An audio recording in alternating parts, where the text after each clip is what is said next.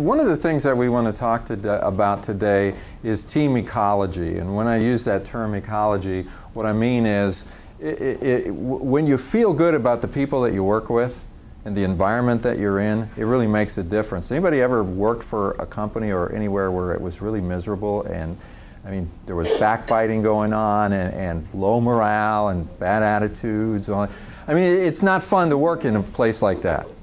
It's tough. And you want to create an environment that has a sound ecology. That is, we communicate well, we work well together, it feels good to come into work, you feel a sense of accomplishment, all those things that you're talking about, it gives you a sense of value. And it doesn't happen by accident. If you have that here, then I have to commend you, because a lot of companies don't have that. And it takes a lot of work to get there, and a lot of good people who are really working at it. And if you have it, you've got something that a lot of companies don't have. The other thing is, it's a lot easier to improve when you're starting from a really good point. You know, in other words, I've had people call me in to do classes like this, and they say, morale is terrible, nobody talks to anybody, everybody hates their job, and all this kind of stuff, and they think a half-day class is going to change that.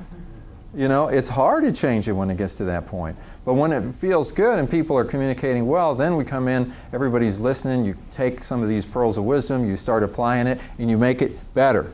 It's like going from good to great, you know, and that's hopefully maybe what today can be. Because we're going to, by everybody going through the same class, we're going to learn some different ways of talking about communication. We're going to introduce some new terminology and things that you can use after the class is over.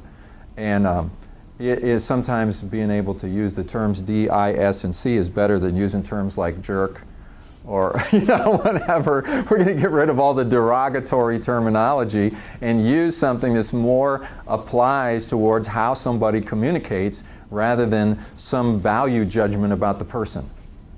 Because we're really going to be talking about behaviors, which, you know, you're not your behavior. And a lot of times we have different behavior because of our styles. So hopefully, by going through this, we'll all have some new terminology we can use, and that will help to improve even on what you have today.